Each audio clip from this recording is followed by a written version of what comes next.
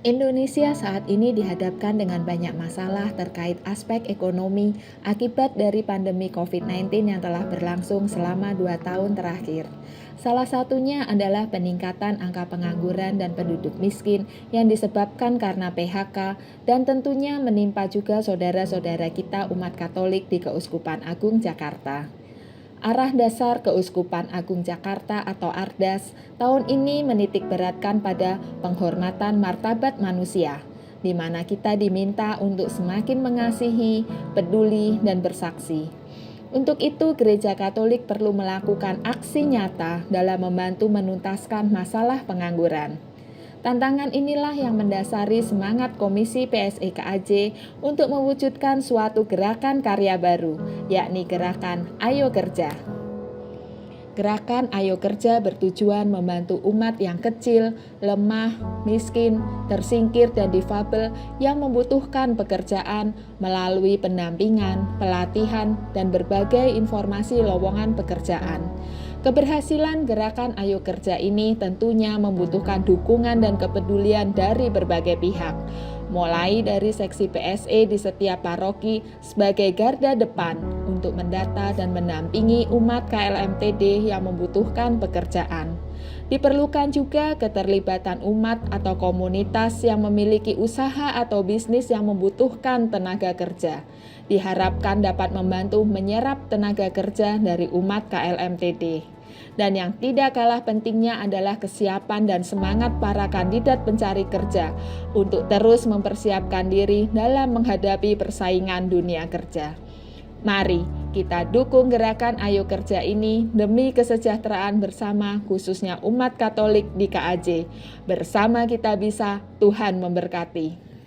Bapak Ibu, mari menjadi jembatan kasih antara saudara-saudari prasejahtera yang membutuhkan pekerjaan dengan potensi pemberi kerja melalui gerakan Ayo Kerja.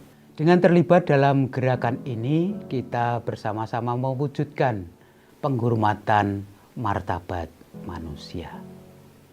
Para ibu dan bapak, saudari-saudaraku umat Katolik Keuskupan Agung Jakarta yang terkasih, kita semua tahu bahwa masyarakat kita sedang dalam keadaan prihatin akibat pandemi COVID-19 yang menimbulkan berbagai macam masalah di dalam kehidupan, antara lain masalah pengangguran. Banyak saudari-saudari kita umat Katolik di Keuskupan Agung Jakarta yang kehilangan pekerjaan atau kesulitan mendapatkan pekerjaan. Ini disebabkan karena maraknya pemutusan hubungan kerja dan ketatnya persaingan untuk mendapatkan pekerjaan. Bagi kita semua, ini adalah tantangan kemanusiaan dan sekaligus tantangan iman. Sesuai arah dasar Keuskupan Agung Jakarta tahun ini, kita berfokus mengenai martabat manusia untuk bisa menjunjung tinggi dan menghormati martabat manusia. Dalam kaitannya dengan hal ini, saya ingin mengajak seluruh umat Keuskupan Agung Jakarta untuk bersama-sama peduli bagi saudari-saudara kita yang membutuhkan pekerjaan dengan mengambil bagian dalam gerakan Ayo Kerja. Kita bisa berbuat sesuatu untuk mewujudkan kepedulian sosial kita dengan menciptakan lapangan kerja dan menyerap tenaga kerja bagi saudari-saudara kita di Keuskupan Agung Jakarta. Semoga gerakan Ayo Kerja ini mendorong kita untuk dapat mewujudkan semangat semakin mengasihi, semakin peduli, semakin bersaksi. Semoga Tuhan memberkati usaha-usaha dan niat-niat baik kita. Terima kasih.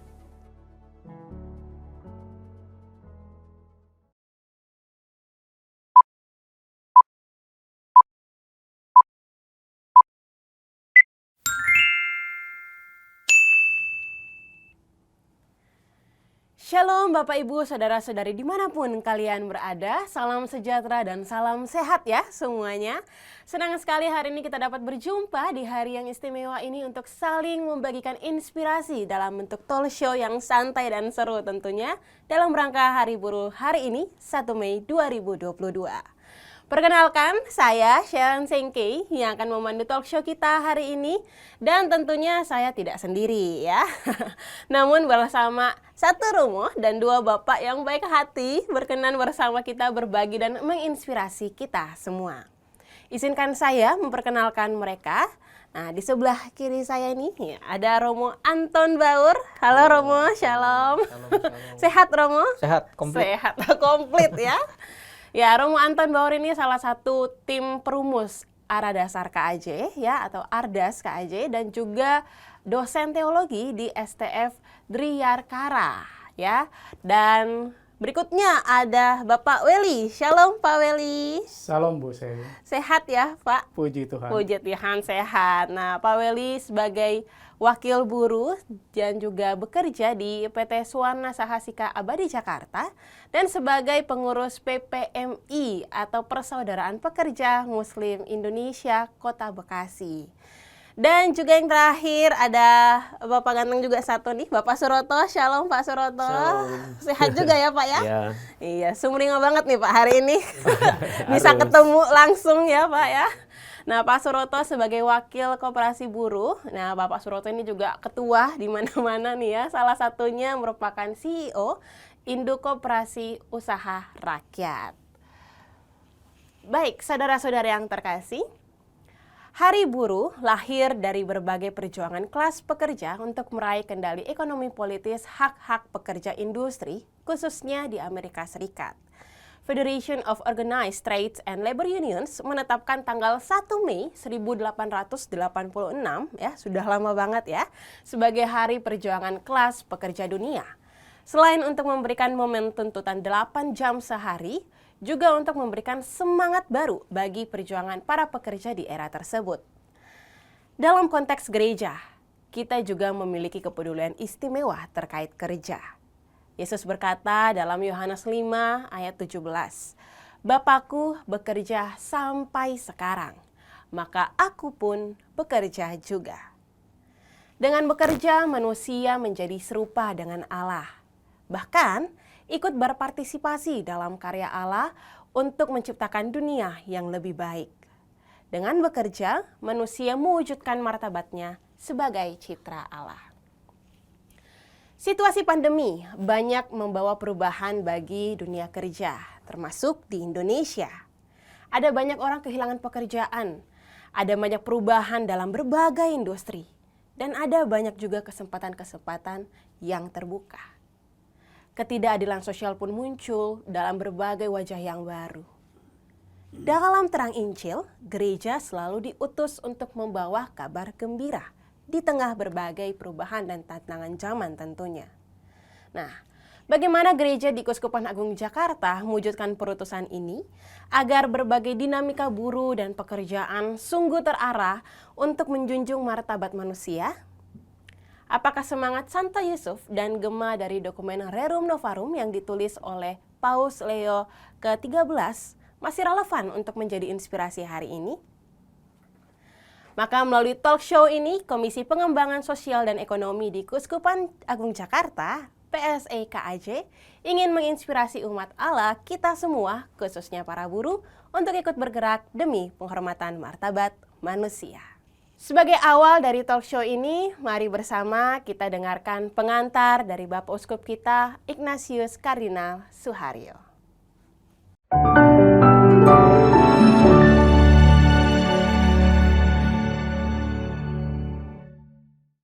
Para peserta webinar yang terkasih, mewakili Keuskupan Agung Jakarta, dengan penuh syukur, saya ingin mengucapkan selamat menyambut Hari Buruh 1 Mei 2022. Semoga peringatan Hari Buruh ini, khususnya webinar ini, mendorong kita untuk terus menghormati saudara-saudara kita para pekerja, dan dengan demikian kita memuliakan martabat manusia. Saya ucapkan terima kasih kepada keluarga besar Lembaga Daya Dharma, kepada para peserta webinar yang meluangkan waktu untuk mengikuti webinar ini. Semoga melalui webinar ini cita-cita, tujuan webinar ini dapat tercapai, menjadi berkat bukan hanya bagi para peserta, tetapi khalayak yang lebih luas. Tema dari webinar ini adalah bekerja untuk mewujudkan martabat manusia. Pertanyaannya adalah, menurut iman Katolik, siapakah manusia itu?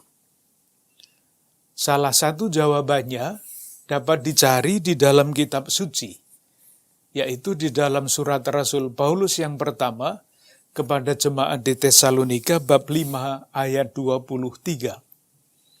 Dikatakan di sana, yang sekarang kita sebut antropologi kitab suci, bahwa manusia itu terdiri dari tubuh, jiwa, dan roh.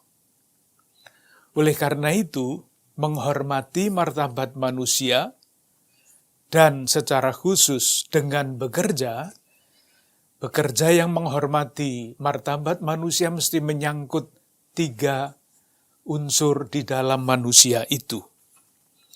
Yang pertama, kalau kita bekerja, dan itu menyangkut tanda petik tubuh kita, pasti bekerja yang penting adalah untuk memenuhi kebutuhan tubuh manusia. Nanti soal lain lagi kalau manusia itu sudah berkeluarga dan sebagainya. Tetapi tubuh kita perlu dimuliakan dengan makanan jasmani yang memadai. Dan agar kita dapat memberi makan jasmani kita secara baik, kita perlu bekerja. Tetapi bekerja bukan hanya pada tataran itu. Jiwa kita juga ikut semakin bermartabat ketika kita bisa bekerja. Pertanyaannya adalah bekerja yang seperti apa? Jawabannya, bekerja di dalam rangka mengaktualisasi diri kita. Kita sebagai pribadi mempunyai cita-cita, mempunyai harapan, dan itulah wilayah jiwa kita. Bekerja untuk mewujudkan cita-cita kita. Jadi misalnya, cita-cita kita menjadi guru. Maka dengan menjadi guru yang baik, dengan bekerja sebagai guru, kita memuliakan martabat manusia pada unsur kejiwaan. Tidak jarang orang berani meninggalkan pekerjaan tertentu, meskipun dari ukuran penghasilan itu besar, tetapi karena dengan bekerja dengan penghasilan besar itu, dia tidak mampu mengaktualisasikan diri, dia meninggalkan pekerjaan dengan jaminan finansial yang besar itu, dan memilih untuk bekerja sesuai dengan cita-citanya. Tidak jarang terjadi seperti itu. Yang kemudian, yang terakhir, tentu saja adalah bekerja dalam rangka mewujudkan iman kita, keyakinan rohani kita. Setiap hari kita berdoa, datanglah kerajaan-Mu. Kerajaan Allah menjadi semakin nyata kalau semakin banyak orang hidup sejahtera. Kalau kebaikan, keadilan, dan kebaikan bersama menjadi kenyataan. Sehingga jelas di dalam hal ini, bekerja tidak hanya sekedar untuk mencari kebutuhan sendiri, mengaktualisasikan cita-cita kita sendiri, tetapi bekerja demi datangnya kerajaan Tuhan. Oleh karena itu tidak jarang ini paduan antara motivasi dan inspirasi. Jiwa kita membutuhkan motivasi untuk bekerja sesuai dengan cita-cita kita, untuk mewujudkan cita-cita kita. Roh kita membutuhkan inspirasi agar kita dapat bekerja bukan hanya untuk kepentingan sosial, untuk kepentingan diri kita, tetapi untuk Tuhan. Oleh karena itu tidak heran kalau orang yang sudah sibuk dengan segala macam tanggung jawab pekerjaannya, masih menyediakan waktu, bukan menyisakan waktu, tetapi menyediakan waktu untuk karya-karya sosial. Ini bisa dengan landasan motivasi sosial, tetapi juga bisa dengan inspirasi iman. Karena seperti kita tahu, contoh yang kita ikuti, Yesus Kristus, inspirasi iman kita, di dalam kitab suci, khususnya di dalam Kisah Para Rasul, dikatakan Yesus berjalan berkeliling sambil berbuat baik. Bekerja adalah tanda petik berbuat baik, karena dengan kerja apapun kita membangun kehidupan bersama yang lebih baik. Tantangannya adalah banyak negara, termasuk negara kita, belum mampu menyediakan lapangan kerja yang layak untuk warga negaranya. Perusahaan-perusahaan juga belum mampu untuk mencukupkan lapangan kerja, sehingga para pekerja sungguh-sungguh dapat selain memenuhi kebutuhan fisik dirinya dan mungkin keluarganya, mengaktualisasikan diri karena terpaksa harus bekerja dengan pekerjaan tertentu, kemungkinan lain tidak ada. Tetapi yang selalu bisa kita lakukan adalah kerja apapun, kasar, halus, sederhana, hebat, semuanya dapat kita lakukan dengan inspirasi iman, yaitu ikut bekerja bersama-sama dengan Allah, tanda petik menciptakan dunia yang lebih baik. Selamat berseminar, semoga buah-buahnya menjadi kekuatan baru bagi kita semua untuk terus bekerja. Kita ingat nasihat Rasul Paulus, berdirilah teguh, jangan goyah. Sebab di dalam Tuhan, jerih payahmu tidak sia-sia. Tuhan memberkati.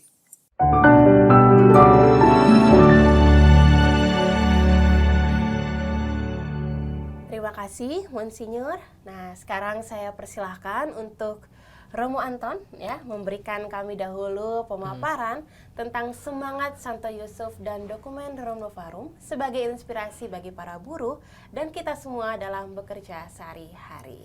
Silakan kepada Romo Anton. Ya, terima kasih Mbak Sharon, terima kasih Bapak-bapak, selamat sore semuanya, para pendengar yang baik.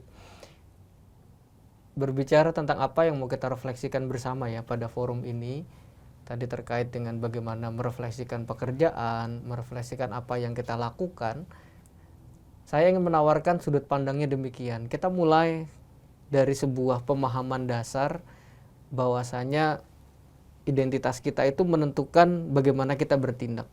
Dan apa yang kita lakukan itu akan mempertegas identitas kita. Contoh kecil, kalau dari kita mengatakan saya adalah seorang bapak atau saya seorang ibu, identitas saya sebagai seorang ibu yang mencintai anak-anaknya akan konkret dengan tindakan-tindakan yang saya lakukan. Itu gampangnya begitu. Dengan saya mencintai anak-anak saya sebagai ibu akan semakin tegas identitasnya. Ya, dari pemahaman dasar ini kita juga bisa melihat dengan cakrawala kacamata iman Kristiani. Ya, artinya mau bicara apa para bapak di sini, Mbak moderator yang baik ini, kita mau bicara tarik ke belakang.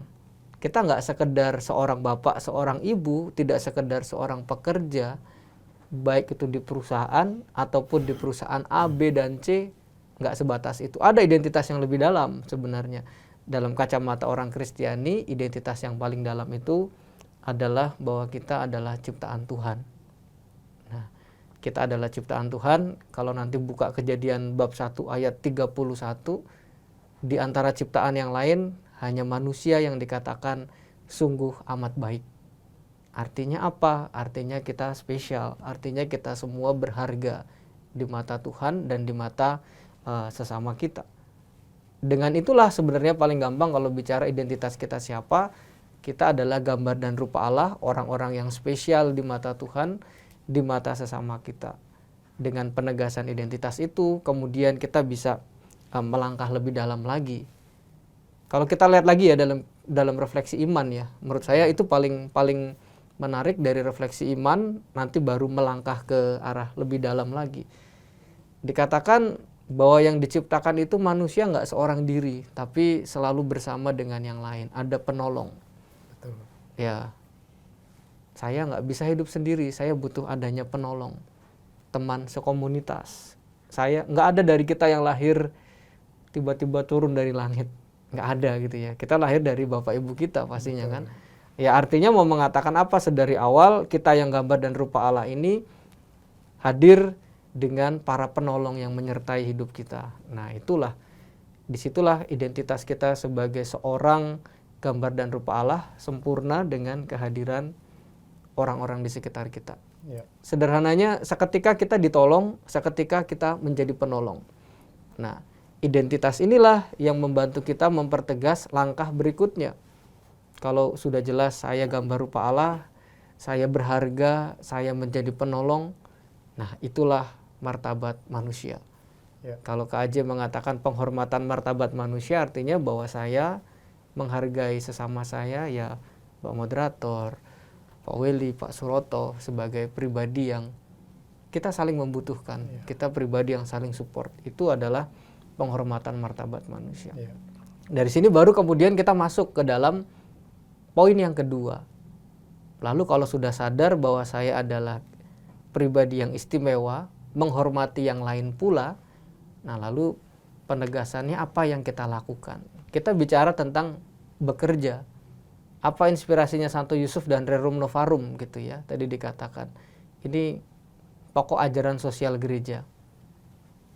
Pokok pentingnya adalah bahwa pekerjaan yang kita lakukan, apapun itu pekerjaannya, yang pasti baik ya. Apapun itu pekerjaan dalam arti yang baik ya. Ya, pekerjaan yang baik, apapun itu pekerjaannya, semua level pekerjaan itu yang pekerjaan yang baik adalah baik. Kita dalam pekerjaan itu kita ambil bagian dalam, kalau bahasa imannya ambil bagian dalam karya keselamatan Allah. Yuk bekerja, bapak-bapak bekerja, kita ambil bagian dalam karya keselamatan Allah. Kalau bahasa imannya ya, Santo Yusuf dan dokumen Rerum Novarum mengatakan dengan bekerja kita menjadi rekan kerjanya Allah. Rekan kerja untuk apa? Untuk menciptakan sesuatu yang baru. Ini gagasannya kelihatannya sulit ya. Tapi kalau saya bayangkan ya kepada para saudari dan saudara semua, kita semua kan ambil bagian di dalam peranan kita masing-masing. Saya tuh pernah ketika frater tuh punya pengalaman bekerja di satu pabrik bengkel bubut ya. Dia memproduksi spare part dalamnya sepeda motor di dalam shockbreaker gitu ya. Ya. Saya berpikir setiap hari kerjanya motongin besi lalu dibubut begitu dengan ukuran presisi lalu menjadi sebuah ya besi potongan kecil yang dimasukkan ke dalam shockbreaker lalu jadi sepeda motor. Seandainya nggak ada pekerjaan ini, saya yakin sepeda motor yang kita naiki belum tentu menjadi sempurna gitu kan. Ya, artinya kita semua ambil bagian dalam sebuah karya penciptaan baru dalam dunia. Ya, dengan pekerjaan kita orientasinya bukan hanya untuk diri saya tapi juga untuk yang lain. Saling melengkapi. Ya, penolong tadi, gagasan tentang penolong. Ya, sehingga Rerum Novarum yang artinya adalah hal-hal yang baru. Apa yang baru? Yaitu pemaknaan tentang pekerjaan yang kita lakukan. Itu ya. Kita bekerja nggak hanya untuk mencukupkan diri sendiri, tapi juga ada dimensi sosial dari pekerjaan. Yang aku kerjakan juga bermanfaat untuk orang lain juga merasakan dampaknya, hidup kita menjadi lebih baik. Gagasan sederhananya demikian. Sehingga kalau bicara Santo Yusuf pekerja, tukang kayu. Kita tahu ya, dalam kitab suci Santo Yusuf tukang kayu. Dari pekerjaan-pekerjaannya itu Santo Yusuf menghidupi keluarga Bunda Maria dan Yesus. Dari pekerjaannya orang menikmati adanya perabotan-perabotan yang bisa bermanfaat untuk yang lain. Ya, sehingga disitulah pekerjaan Seketika kita ambil bagian dalam karya Tuhan, seketika kita membantu sesama kita untuk bertumbuh dan mengalami kehidupan yang lebih baik. Ini prinsip dasarnya itu saja yang mau saya sampaikan. Identitas kita sebagai gambar dan rupa Allah mengarahkan kita kepada kesadaran bekerja tidak hanya untuk sendiri tapi juga untuk yang lain, menghormati yang lain. Itu cukup dari saya itu. Nanti panjang-panjang yang lain nggak kebagian ngomong nanti. Ya. Gitu Terima ya. kasih. Silakan. Oke, terima kasih Romo Anton, luar biasa. Ini baru awal aja udah mencerahkan ya, paling tidak mengingatkan kita kembali siapa kita sebenarnya, terutama di hadapan Allah dan juga di mata sesama. Oke, setelah kita mendengarkan pemaparan dari Romo Anton, sekarang kita mau sharing-sharing santai nih ya. Tentunya biar makin seru Pak ya, apa yang sudah kita dengarkan bersama Pak Willy dan juga Pak Suroto. Baik, yang pertama mungkin yang bisa kita diskusikan. Kira-kira apa nih Bapak-Bapak 3 tantangan utama yang hari ini para buruh di KAJ mungkin alami atau hadapi? Mungkin saya ke Pak Willy dulu. Baik, terima kasih Mbak Seren. Melanjutkan dari Romo tadi mengatakan karya keselamatan Allah. Mungkin dari pengalaman pribadi atau pengalaman komunitas kita, arahnya mungkin kita hidup untuk menghidupi, saling melengkapi. Ya. Seperti itu ya. Khususnya kita di komunitas pekerja atau buruh pabrik. Mungkin sekarang saya udah berpindah-pindah kerja, akhirnya ya kalau dibilang pabrik sih bukan, tapi sekarang udah di kantor dalam tanda kutip semacam kantor distributor gitu ya. Itu memang beda suasananya, beda. Ketika saya masih di pabrik tahun 2000, awal 2000 sampai awal 2000 ya. Itu memang tadi Romo bilang kalau dia kerjanya ini ya terus sepanjang masa, sepanjang dia bosen nggak bosen, kalau butuh gajinya ya dia harus kerja membuat under deal atau membuat spare part. Saya waktu itu kerja di Rotan pun seperti itu. Misalnya furniture, kalau dia bikin kakinya aja udah kakinya terus sepanjang hari, sepanjang bulan sampai sepanjang tahun. Akhirnya dari kaki kursi itu dirangkai menjadi kursi yang bisa diekspor seperti itu. Kembali lagi ke tema di Hari Buruh. Hari Buruh itu kan di saat ada revolusi industri ya, itu gereja berempati kepada yang lemah untuk membantu mereka yang tertekan masalah ekonomi, tertekan masalah situasi pekerjaan waktu itu dengan berbagai macam alasan. Nah, sekarang kita menghadapi bukan revolusi industri lagi, tapi revolusi komunikasi.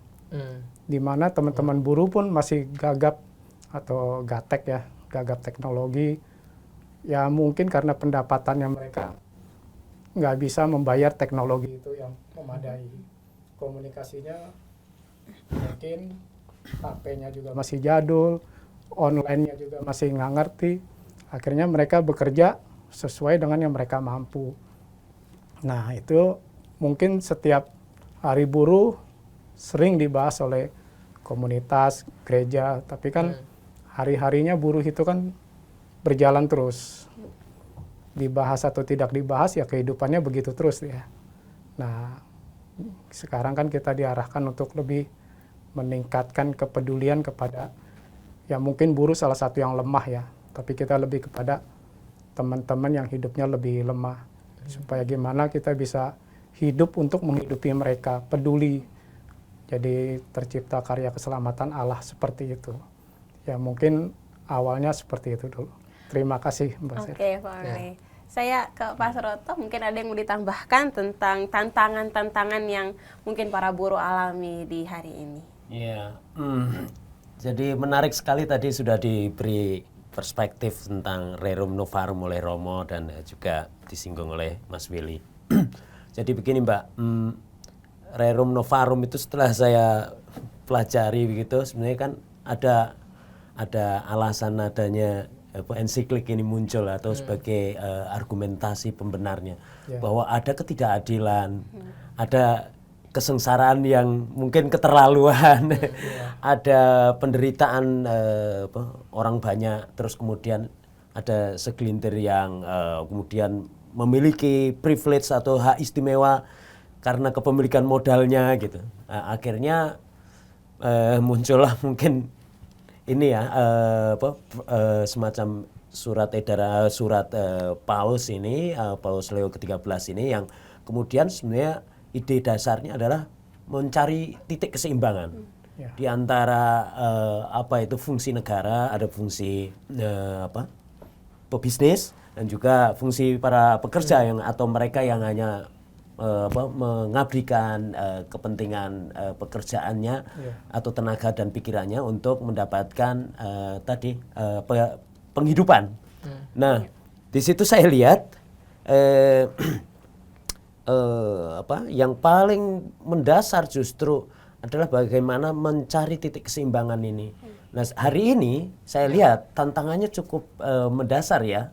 Mungkin sekarang ini mungkin saatnya momentum ini juga kembali merefleksikan Rerum Novarum ini untuk menjadi solusi bagi banyak pihak. Kenapa? Karena hari ini penderitaan rakyat kita yang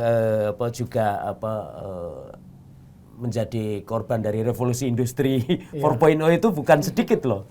Hari ini misalnya di dalam kemitraan yang terjadi, misalnya teman-teman sekarang call center sama driver gitu dari struktur industri 4.0 ini atau 4.0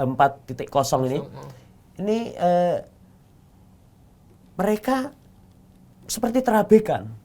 Bahkan sekarang nasibnya lebih buruk daripada sebelum ada revolusi industri atau era big data, era ekonomi digital hari ini gitu. Kenapa? Karena di dalam menurut saya di dalam praktek ini yang harusnya dilihat bahwa tantangan yang paling penting adalah bagaimana mencari jalinan kemitraan yang sesungguhnya. Jalinan kemitraan yang penuh kasih yang menjamin adanya keadilan di antara mereka. Jadi bukan kuasi keadilan, tapi bagaimana mencapai satu titik yang terbaik, sehingga ini menurut saya peranan negara harus seperti apa, terus kemudian pebisnis juga harus seperti apa.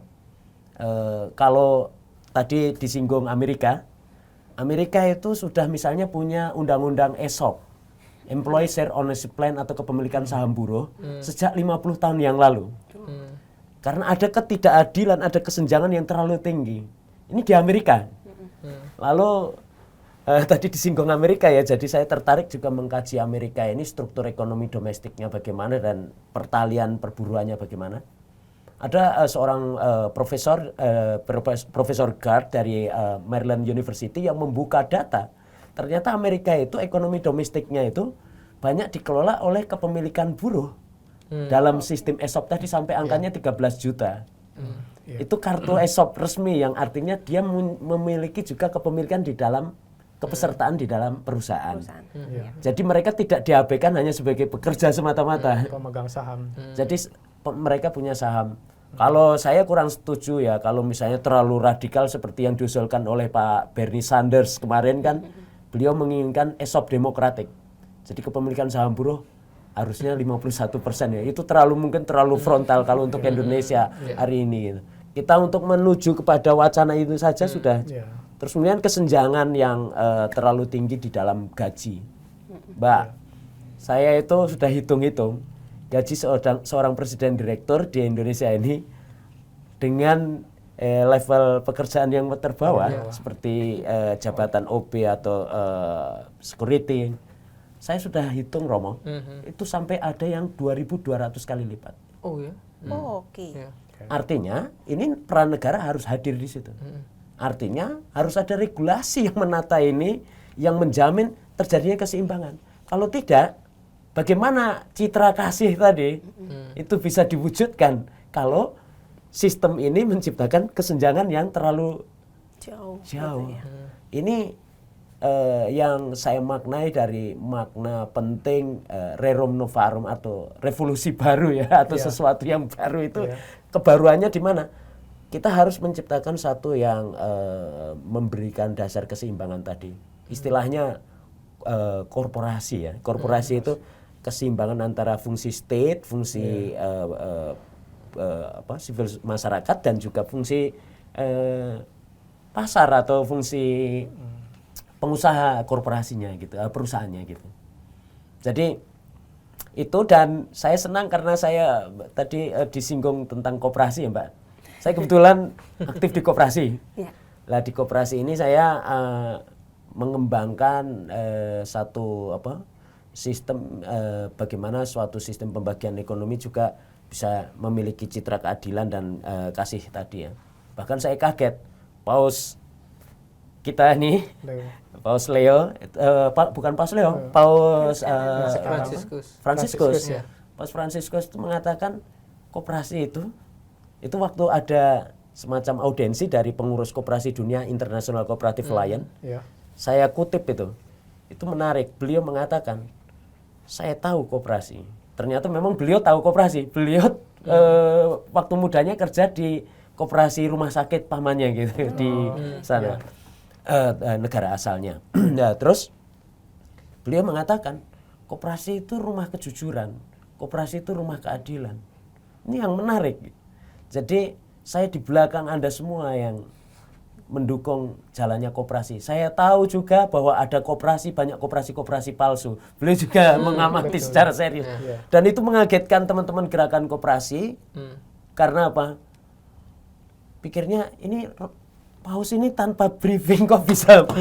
Oh, karena beliau ternyata di dalam praktek perkoperasian menjalankan di dalam. Jadi beliau malah menyebut ideologi koperasi. Andaikan para pemimpin dunia ini paham apa itu ideologi koperasi, maka dunia tidak akan seburuk ini.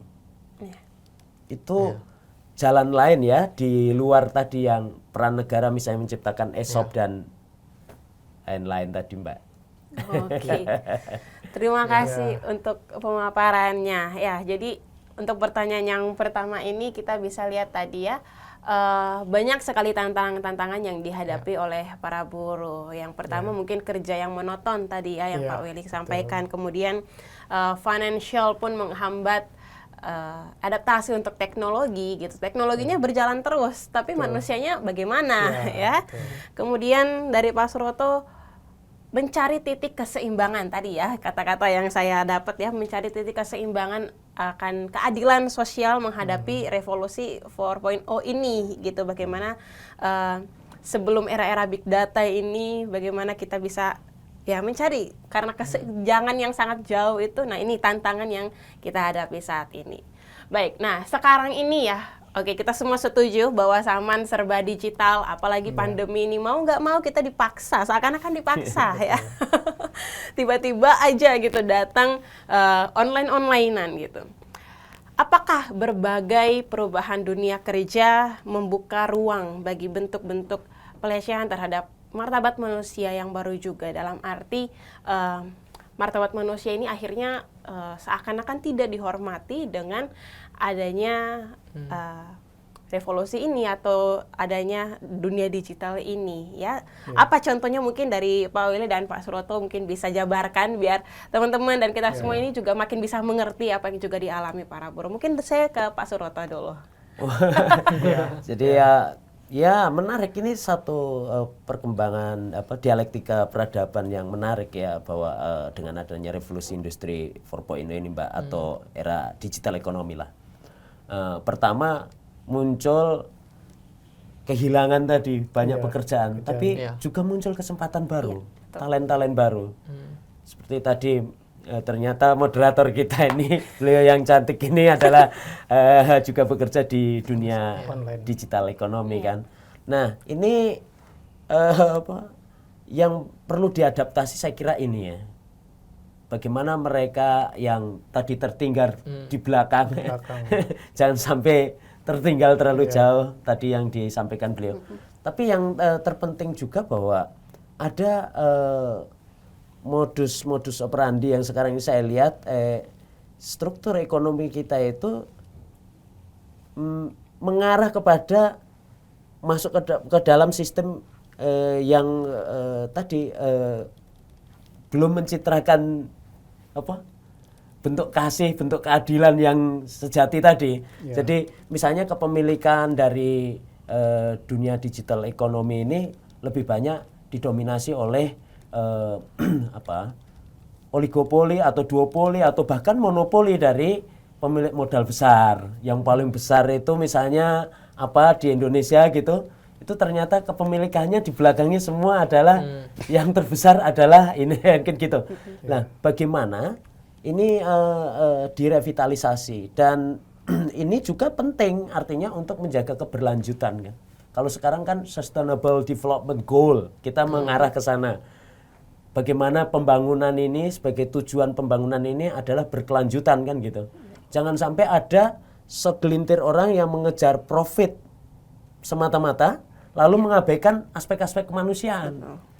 Ini yang saya kira harus juga direvitalisasi bersama. Tadi saya singgung koperasi itu juga karena saya melihat modul koperasi itu memungkinkan untuk itu, Mbak. Kenapa? Karena sistem koperasi kalau disebut sebagai perusahaan, saya katakan ini perusahaan futuristik ya. Kenapa? Karena tidak ada saya lihat model perusahaan yang bisa dimiliki oleh konsumennya, oleh pekerjanya, oleh suppliernya bahkan. Sekarang ada istilah itu multi stakeholder kooperatif, ini koperasi multi pihak, ini modul baru, temuan baru dari kelembagaan koperasi. Kalau dulu koperasi waktu zaman revolusi industri, itu muncul sebagai koperasi konsumen. Rochdale ya, itu The Equitable Society Pioneers of Rochdale itu, mereka itu deklarasi kesetaraan manusia di dalam sistem perusahaan, tapi bukan setara sama rasa sama rata, tapi berdasarkan kontribusi atau partisipasinya kan dihitung secara resiprokatif. Dan menarik ya, Rerum Novarum itu juga mengisi filosofinya kan sebetulnya bagaimana azas negara itu supaya subsidiaritas. Nah, koperasi itu mengadopsi azas subsidiaritas.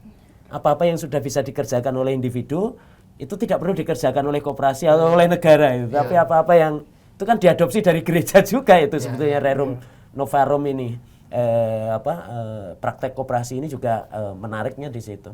Jadi apa-apa yang tidak bisa dikerjakan sendiri baru dikerjakan melalui koperasi. Nah ini ada banyak modul tantangan yang harus diadaptasi tadi untuk era digital, Mbak. Tapi yang paling penting adalah juga keadilan bagaimana tercipta di dalam sistem ekonominya. Kalau Indonesia udah luar biasa, kita punya ekonomi, harusnya kan Pancasila, ekonomi Pancasila kan ekonomi gotong royong. Ekonomi gotong royong itu kan artinya ringan sama diangkat, gimana ya? Ringan sama diangkat dan berat sama dijinjing kayak gitu. Atau ringan sama dijinjing, berat sama dipikul kayak gitu. Nah ini yang harus dimaknai betul dalam keseharian kita sebagai tadi citra kasih Tuhan seperti itu. Oke, terima kasih Pak Suroto. Ya, sekarang Pak Willy siapa tuh mau ada tambahan ya?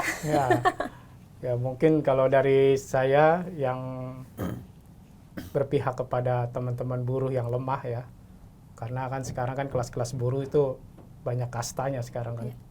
Tapi kita berbicara yang kasta terendah, karena teman-teman yang dia udah sesuai dengan undang-undang perburuan atau ketenaga kerjaan kan semua yang mendapatkan gaji, nah itu disebut pekerja. Tapi kan sekarang banyak yang gajinya di bawah UMR, yang tidak tersentuh oleh perlindungan undang-undang.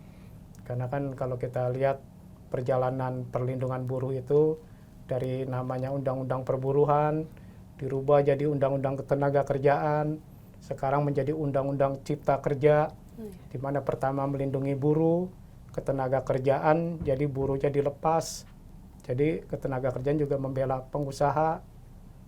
Undang-undang perburuhan udah hilang, undang-undang ketenaga kerjaan sekarang cipta kerja. Cipta kerja itu kan image-nya seperti undang-undang pengusaha. Yaitu yang dimaknai oleh teman-teman buruh yang miliki intelektual bisa dibelok-belokan bahwa ini nggak melindungi buruh, ini nggak melindungi ini, dan bla bla segala macam. Akhirnya timbullah pergolakan-pergolakan, kesalahpahaman dalam menerjemahkan undang-undang cipta kerja tersebut. Nah, kita sebagai yang punya kesempatan untuk bisa membantu teman-teman buruh yang di bawah, memberi edukasi kepada teman-teman juga, ya mungkin Pak Suroto mengedukasi melalui usaha koperasi, Karena kan buruh kan nggak cuma mengandalkan gaji dari perusahaannya, dia harus bisa fight juga di luar jam kerjanya untuk menciptakan dengan peluang online, dengan peluang segala macam yang sekarang udah jadi revolusi komunikasi seperti ini. Tapi bisa dilihat juga bahwa teman-teman buruh pun banyak yang nggak sanggup untuk mendapatkan fasilitas komunikasi. Seperti HP-nya pun jadul, dan juga mencari pulsanya pun lebih baik buat beli beras daripada buat beli pulsa, kan seperti itu. Apalagi nilai-nilai ekonomi, dan ya kita jangan sampai memberikan edukasi kepada teman-teman buruh untuk memanas-manasi mereka bahwa mereka ini harus protes kepada pemerintah karena susahnya yang disalahkan pemerintah. Kita cobalah untuk peduli, untuk merangkul, untuk memberi kesempatan. Sebenarnya yang saya bawa dari teman-teman di Kota Bekasi itu, bahwa teman-teman buruh itu bukan untuk dikasihani, diberi subsidi segala macam, tapi diberi kesempatan untuk berpeluang kerja, memberi kerja baru. Misalnya kalau dari koperasi itu kan, kalau kita lihat juga koperasi kan kebanyakan yang top down itu kan yang besar-besar. Sebab dari koperasi yang bottom up inilah yang susah. Mereka nggak diberi kesempatan untuk ya misalnya mendapat order dari perusahaan, harus maju dengan nama badan usaha CV, PT. Kalau koperasi mereka bingung gimana nih untuk mendapatkan order dari perusahaan swasta, apalagi pemerintah. Nah itu kan regulasinya banyak. Nah kita yang punya kesempatan untuk berpikir gimana caranya supaya koperasi ini yang multidimensi ini bisa menjadi satu peluang pendapatan buruh seperti itu. Selain mereka mendapatkan pekerjaan yang juga sekarang kan udah nggak pasti lagi, sebagai dulu orang berharap pekerja tetap segala macam, sekarang kan pekerja kontrak itu ya meskipun mereka tanda tangan tetap aja menjadi kontrak. Kalau sekarang malah pekerja lepas ya istilahnya. Lepas itu macam-macam Freelancer. Ya, nah inilah yang kita coba untuk mengupayakan teman-teman buruh untuk kesempatan mendapatkan peluang pekerjaan. Karena mereka kan mengandalkan tenaga untuk berpikirnya, kan juga kadang kalah set dengan teman-teman yang lain. Ya seperti itu ya, intinya hidup untuk menghidupinya itu memberi peluang, maksudnya peluang pekerjaannya. Terima kasih. Peluang dan kesempatan. Kesempatan yang sama. Betul. Terima kasih Pak Will dan Pak Suroto. Oke, saya mau ke Romo nih ya. Silakan. Romo udah menyerap nih yang sudah diceritakan sama Pak Will dan Pak Suroto. Oke, kita udah tahu dunia dengan segala perubahannya ya, dengan segala tantangannya juga nih Mo. Apa kira-kira yang berbeda yang gereja sudah lakukan dan apa yang berbeda yang gereja kira-kira perlu lakukan? Ya, terima kasih. Saya akan mulai lagi ya Boleh. dengan sebuah pemahaman ya, dengan Boleh, definisi ya.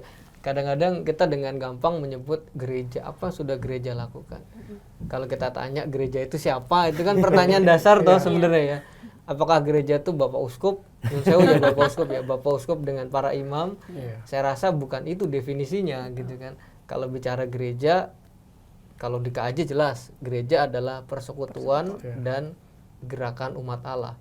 Untuk mengatakan apa ya? Kalau mengatakan gereja ya kita. Betul, ya. Tadi apa yang dikatakan Mas Suroto, Mas Welly sungguh memberikan pencerahan untuk kita semua gitu ya, dengan gerakan koperasi, dengan pertanyaan bagaimana saya bisa menghidupi yang lain dengan cara memberikan kesempatan. Betul. Nah, itu menurut saya itu pijar-pijar terang dari gereja yang sesungguhnya, menurut saya gitu ya. Artinya kalau ditanya dengan dunia yang berubah, lalu apa yang berbeda, banyak yang kita lakukan. Yang sama tetap satu, bahwa Tuhan itu sayang sama kita. Itu tetap sama ya. Itu nggak akan berubah. Yang kedua, hakikat manusia tetap berharga di mata Tuhan, itu tetap sama gitu ya. Tadi kan Mas Suroto tuh memberikan istilah bagus ya, dialektika kehidupannya yang berbeda, manusianya sama nggak? Sama ya. Kitanya sama. Zaman saya kecil belum ada laptop. Ya. Sekarang ada laptop gitu kan. Ya.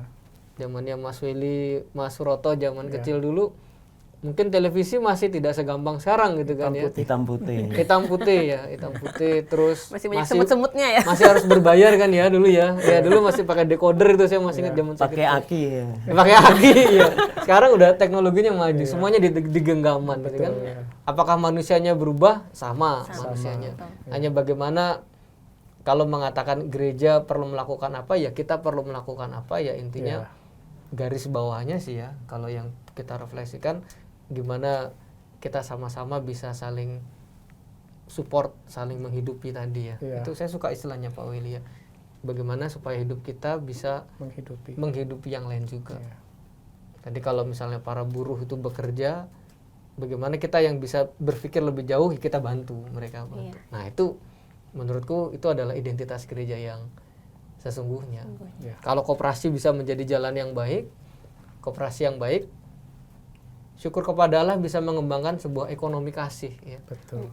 ya kan Paus Fransiskus, Paus Benediktus XVI mengatakan dunia sekarang membutuhkan sebuah ekonomi kasih yang bukan hanya berorientasi pada keuntungan. Keuntungan itu baik, tapi keuntungan yang terbuka kepada belas kasih kepada orang lain juga supaya bisa hidup. Nah, itu ekonomi kasih. Itulah kebaharuan-kebaharuan yang bisa kita upayakan. Gitu jawaban saya, Mbak Sharon.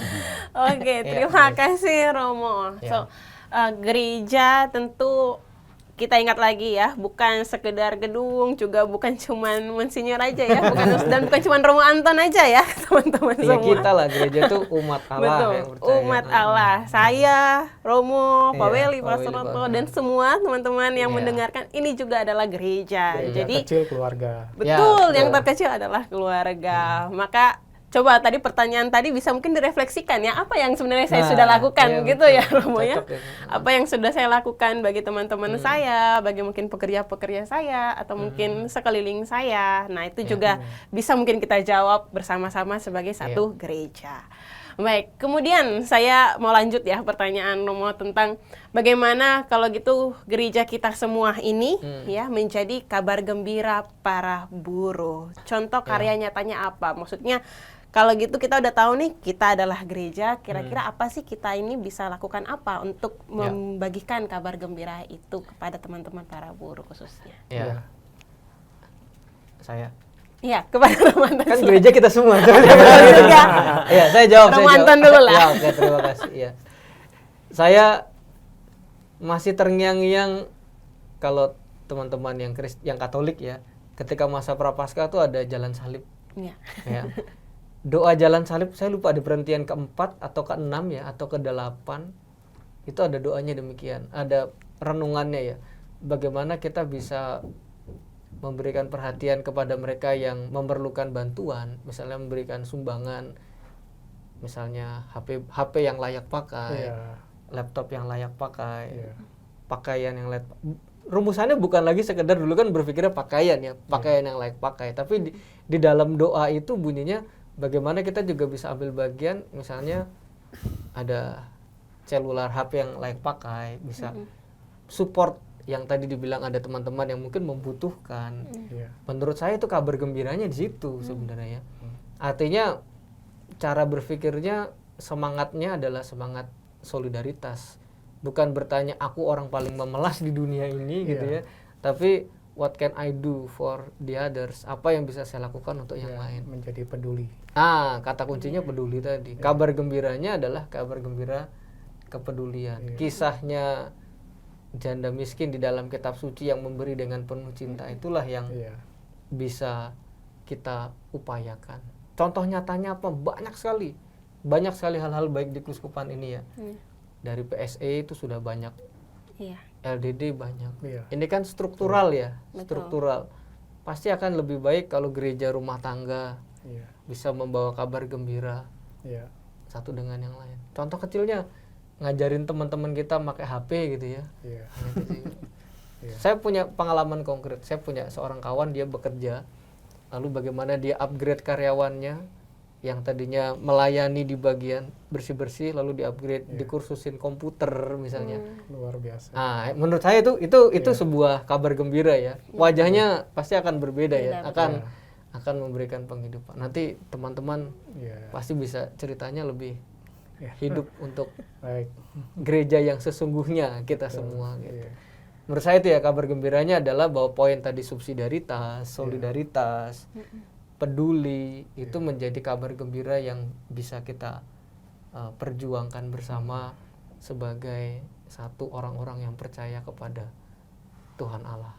Jawaban saya demikian. Oke. Ya. Makasih Romo. Pak Willy dan Pak Suroto silahkan mau tambahkan. Sepertinya langsung mungkin. terpancing nih cerita nih. Pak Willy mungkin boleh silakan. Iya. Mungkin pengalaman terakhir saja, Ya. yaitu pengalaman di lingkungan, di wilayah, baik di paroki juga. Kita mulai action dengan kepedulian kepada sampah misalnya. Ya. Sampah itu kita pilah-pilahkan sendiri, dalam arti kita akan membantu pemulung. Jadi pemulung tidak repot untuk pilah-pilah sampah, tapi kita udah memberi kantong khusus plastik botol aqua atau plastik khusus ini yang beda-beda itunya. Jadi pemulung udah tinggal ngangkat aja. Mungkin secara itu sederhana, tapi bagi pemulung dia akan senang hati. Bahkan pemulung pun siap untuk memberi, misalnya 1 kilo botol mineral itu harganya 1.000, dia beri 500 kepada yang punya sampah juga dia siap sebenarnya. Tapi kalau kita lebih peduli lagi kan, kita kumpulkan sampahnya, mungkin ada teman-teman yang punya ide bank sampah segala macam. Nah itulah yang mungkin bisa menggerakkan untuk melihat sampah itu sebagai berkah jadinya. Jadi bukan sampah sebagai bencana. Kalau banyak itu kan jadi bau segala macam. Bahkan kebetulan tempat saya itu dekat tempat pembuangan sampah itu, kalau ada truk sampah lewat, waduh baunya luar biasa. Tapi di samping itulah, di penampungan sampah itulah banyak rejeki di situ. Jadi pemulung itu ada ratusan dengan gunung-gunung sampah itu yang luasnya sebesar lapangan bola. Mungkin di sana ada sekitar 20 sampai 30 gunung yang tingginya pun sampai 5 beko bertingkat itu. Satu beko 10 meter aja, kalau 5 kan 50 meter di atas. Itu kalau beko ngeluarin sampah itu rebutan kayak serangga laler lah, rebutan cepat sekali. Nah, kalau kita dari rumah tangga memulai dengan memberi keringanan kepada pemulung, ya mungkin hidup untuk menghidupinya itu mereka akan meningkat. Diberi kesempatan jadi mereka. Meskipun dengan kelihatannya kecil, tapi bagi pemulung itu cukup besar juga fungsinya, menghemat waktu, menghemat tenaga, dan menghemat segala macam. Mungkin itu contoh kecil saja. Terima kasih. Oke, terima kasih Pak Willy. Pak Suroto mungkin ada juga idea nih. Iya, saya ini kan praktisi koperasi ya Mbak ya. Jadi yang menarik adalah dan ini di Indonesia kebetulan didorong oleh Gereja Katolik yaitu gerakan kredit union atau koperasi kredit. Saya kebetulan punya intensitas bergaul sama teman-teman terutama di Kalimantan Barat. Dan saya senang karena yang tadinya itu mungkin hanya dimulai dari satu disiplinitas menabung, yang artinya sikap mental menabung itu kan sebenarnya sikap mental merancang masa depannya itu sudah muncul di gerakan CU. Lalu kita dorong melakukan pemekaran, mengembangkan koperasi-koperasi di sektor yang lain, yang tadinya hanya sektor keuangan terus kemudian ke sektor yang lain, yang sekarang ini sudah bermunculan, mendirikan hotel tapi bersama-sama. Karena dimiliki bersama ya mereka harus punya tata kelola yang lebih baik. Terus kemudian sekarang itu di Kalimantan Barat ada salah satu anggota kita itu mengembangkan agroindustri. Agroindustri ini sampai kepada pengolahan ke sektor hilir produknya itu. Dari kakao yang sekarang sedang intensif kita kembangkan adalah kakao. Misalnya seperti itu di Kelingkumang itu namanya. Lah Kelingkumang itu tadinya cuma 1 CU, sekarang itu sudah mengalami pemekaran sampai ada 11 lembaga yang di dalam satu holding besar gerakan. Namanya gerakan Kelingkumang itu. Itu satu contoh saja yang saya juga kabarkan sebagai praktek bahwa sebetulnya dari kegiatan sederhana yang tadinya itu hanya dimulai dari satu kelompok keluarga kecil, yang dimulai itu pendirinya, foundernya Pak Munaldo Snerang itu.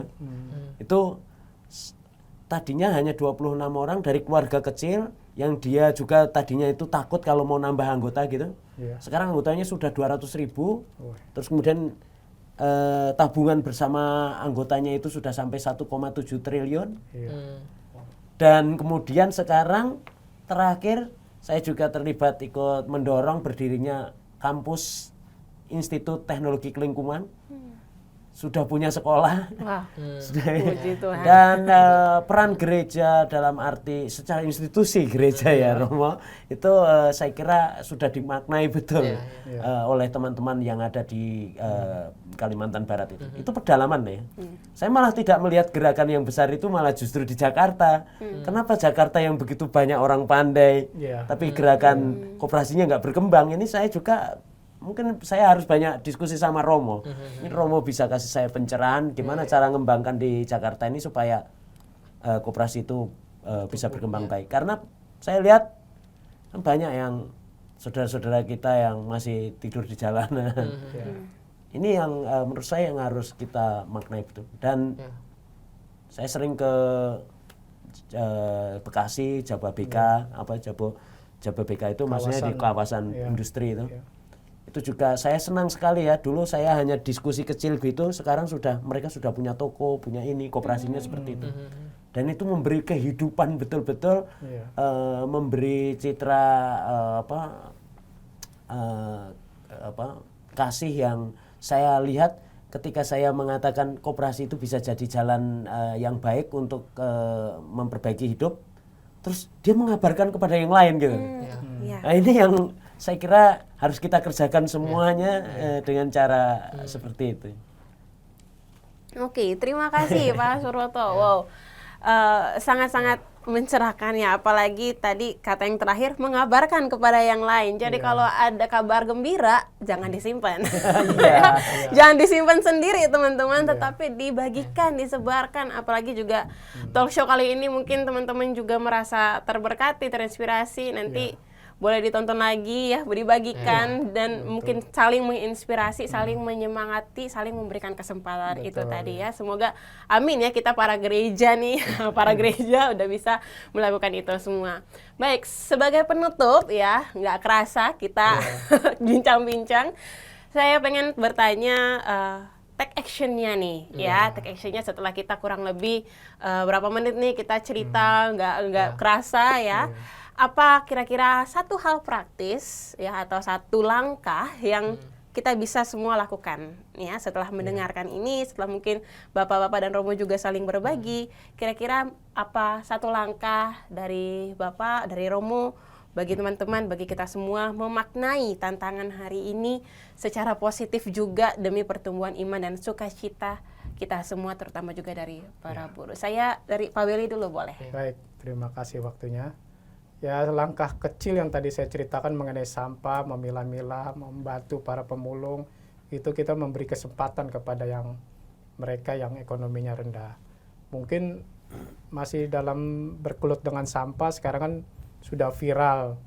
Dari sampah itu menjadi ekoenzim, dari sampah menjadi maggot, dan segala macam yang pengolahan sampah itu nggak membusuk, tapi memberi penghidupan baru lagi, memberi kegiatan-kegiatan yang positif lagi. Ya mungkin di beberapa paroki kalau kita lihat di dunia online juga banyak yang udah memberikan sosialisasi kepada umatnya. Nah, mungkin langkah kecil inilah yang harus dipertahankan. Dan satu lagi kalau untuk mewakili teman-teman buruh, kesempatan mereka untuk mendapatkan pekerjaan di luar dari gaji mereka. Seperti itu intinya. Terima kasih. Oke, terima kasih Pak Willy. Saya ke Pak Suroto. Ya, saya sendiri merefleksikan untuk melakukan sesuatu yang bisa saya kerjakan gitu ya. Biasanya seperti itu Mbak, seperti yang dikatakan Mas Willy. Jadi hal kecil misalnya. Waktu saya masih kuliah dulu saya sudah melihat ada buruh-buruh tukang becak itu yang mulai kehilangan pekerjaannya karena leasing terlalu murah. Nah, mereka kehilangan pekerjaannya.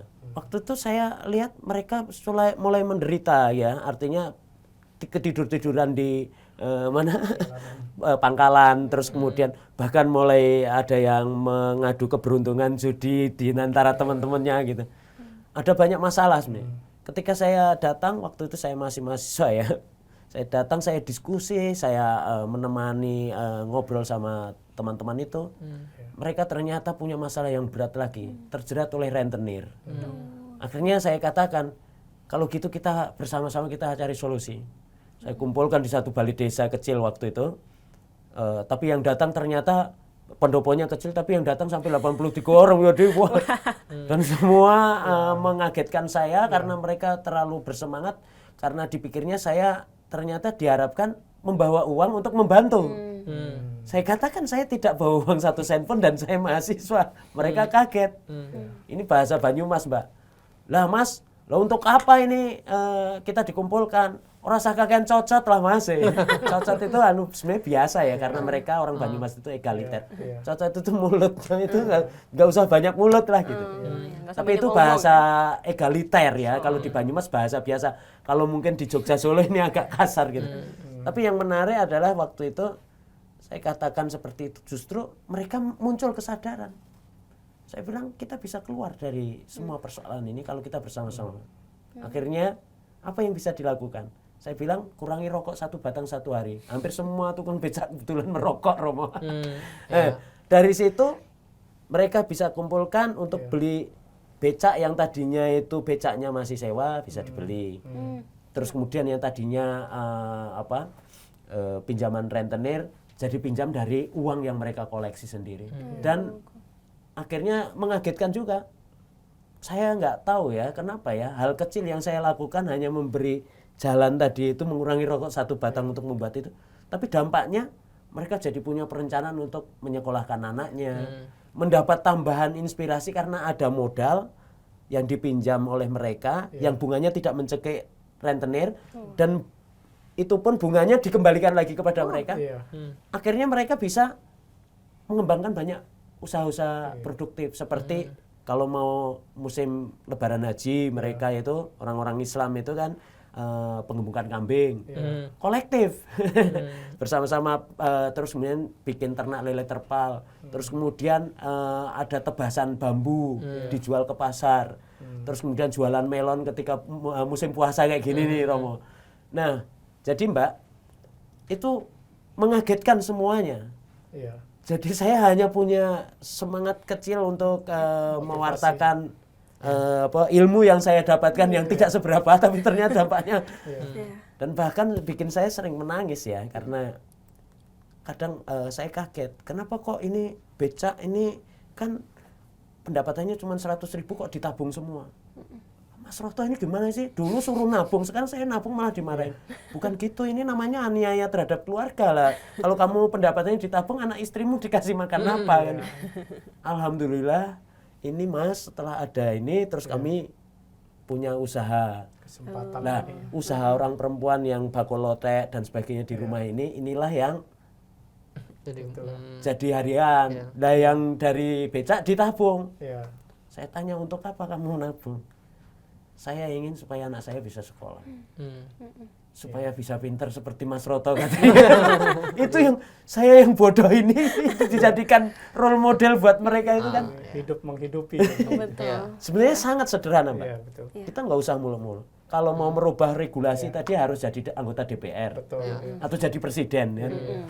Kapan nunggu Romo tidak diperbolehkan gereja untuk jadi presiden ya? Saya pengennya milih Romo jadi presiden. Coblos Romo ya? Coblos Romo. Ya, baik. Bubrah nanti kalau Oke, silakan Romo. Terima kasih untuk sharing-sharingnya. Saya senang sekali ya, sangat inspiratif. Anda saudara-saudara praktisi yang sungguh berkecimpung lalu punya pengalaman yang sangat baik. Saya ingin menggarisbawahi 2 hal sebenarnya. Yang pertama adalah ya yang perlu terus kita ingat sebagai langkah praktisnya, ya kita ingat bahwa kita ini butuh ditolong orang lain. Ya, artinya membuka diri pada orang lain, tapi pada saat bersamaan kita juga penolong untuk yang lain. Ya, tadi istilah hidup untuk menghidupi yang lain itu akan menjadi nyata di dalam kesadaran bahwa kita manusia yang berharga di mata Tuhan, yang tolong dan saling menolong. Itu yang poin pertama. Hidup tolong menolong gitu ya, gotong royong, tolong menolong, itu akan menjadi kekuatan yang tidak bisa digantikan. Yang kedua, berhadapan dengan perubahan dunia yang begitu cepat, godaan terbesar adalah distraksi. Distraksi itu kekacauan gitu ya. Kekacauan itu mudah sekali terjadi, sehingga kita nggak bisa fokus dan membuat orientasi. Sehingga langkah praktis yang saya usulkan adalah cobalah membuat prioritas hidup, begitu ya. Tadi contoh konkret rokok itu ya. Mengurangi rokok. Nah, mengurangi rokok itu kan prioritas. Masih kan? merokok, Romo. Masih merokok tapi dikurangi. Nah, berarti kan ada prioritas. Sekarang distraksinya banyak sekali ya. Semoga tidak menambah kepanjangan omongannya. Saya ingat waktu saya kali itu pernah bersama-sama dengan teman-teman pekerja di lapangan itu, di pabrik roti saya pernah juga.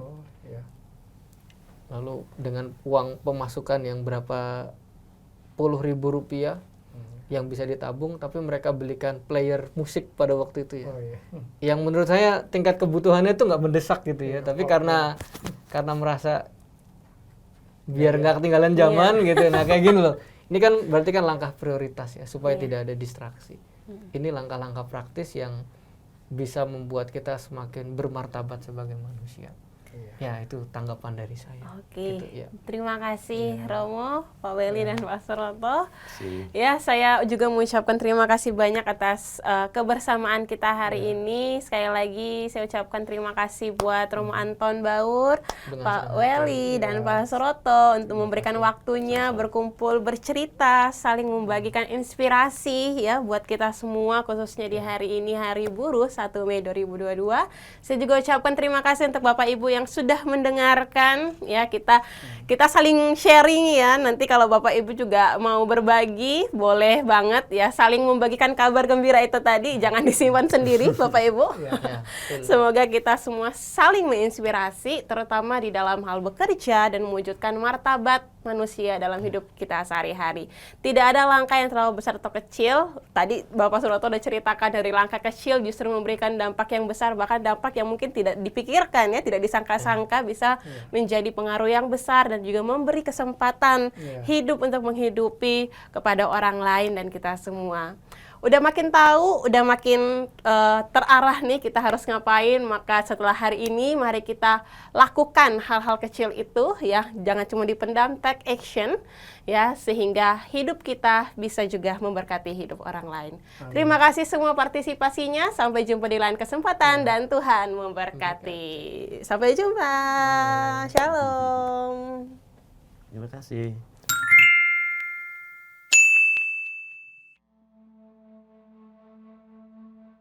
Indonesia saat ini dihadapkan dengan banyak masalah terkait aspek ekonomi akibat dari pandemi COVID-19 yang telah berlangsung selama 2 tahun terakhir. Salah satunya adalah peningkatan angka pengangguran dan penduduk miskin yang disebabkan karena PHK, dan tentunya menimpa juga saudara-saudara kita umat Katolik di Keuskupan Agung Jakarta. Arah dasar Keuskupan Agung Jakarta atau ARDAS tahun ini menitik beratkan pada penghormatan martabat manusia, di mana kita diminta untuk semakin mengasihi, peduli, dan bersaksi. Untuk itu, Gereja Katolik perlu melakukan aksi nyata dalam membantu menuntaskan masalah pengangguran. Tantangan inilah yang mendasari semangat Komisi PSEKAJ untuk mewujudkan suatu gerakan karya baru, yakni gerakan Ayo Kerja. Gerakan Ayo Kerja bertujuan membantu umat yang kecil, lemah, miskin, tersingkir, dan difabel yang membutuhkan pekerjaan melalui pendampingan, pelatihan, dan berbagai informasi lowongan pekerjaan. Keberhasilan gerakan Ayo Kerja ini tentunya membutuhkan dukungan dan kepedulian dari berbagai pihak, mulai dari seksi PSE di setiap paroki sebagai garda depan untuk mendata dan mendampingi umat KLMTD yang membutuhkan pekerjaan. Diperlukan juga keterlibatan umat atau komunitas yang memiliki usaha atau bisnis yang membutuhkan tenaga kerja. Diharapkan dapat membantu menyerap tenaga kerja dari umat KLMTD. Dan yang tidak kalah pentingnya adalah kesiapan dan semangat para kandidat pencari kerja untuk terus mempersiapkan diri dalam menghadapi persaingan dunia kerja. Mari kita dukung gerakan Ayo Kerja ini demi kesejahteraan bersama, khususnya umat Katolik di KAJ. Bersama kita bisa, Tuhan memberkati. Bapak Ibu, mari menjadi jembatan kasih antara saudara-saudari prasejahtera yang membutuhkan pekerjaan dengan potensi pemberi kerja melalui gerakan Ayo Kerja. Dengan terlibat dalam gerakan ini, kita bersama-sama mewujudkan penghormatan martabat manusia. Para ibu dan bapak, saudari-saudaraku umat Katolik Keuskupan Agung Jakarta yang terkasih, kita semua tahu bahwa masyarakat kita sedang dalam keadaan prihatin akibat pandemi COVID-19 yang menimbulkan berbagai macam masalah di dalam kehidupan, antara lain masalah pengangguran. Banyak saudari-saudari kita umat Katolik di Keuskupan Agung Jakarta yang kehilangan pekerjaan atau kesulitan mendapatkan pekerjaan. Ini disebabkan karena maraknya pemutusan hubungan kerja dan ketatnya persaingan untuk mendapatkan pekerjaan. Bagi kita semua, ini adalah tantangan kemanusiaan dan sekaligus tantangan iman. Sesuai arah dasar Keuskupan Agung Jakarta tahun ini, kita berfokus mengenai martabat manusia untuk bisa menjunjung tinggi dan menghormati martabat manusia. Dalam kaitannya dengan hal ini, saya ingin mengajak seluruh umat Keuskupan Agung Jakarta untuk bersama-sama peduli bagi saudari-saudara kita yang membutuhkan pekerjaan dengan mengambil bagian dalam gerakan Ayo Kerja. Kita bisa berbuat sesuatu untuk mewujudkan kepedulian sosial kita dengan menciptakan lapangan kerja dan menyerap tenaga kerja bagi saudari-saudara kita di Keuskupan Agung Jakarta. Semoga gerakan Ayo Kerja ini mendorong kita untuk dapat mewujudkan semangat semakin mengasihi, semakin peduli, semakin bersaksi. Semoga Tuhan memberkati usaha-usaha dan niat-niat baik kita. Terima kasih.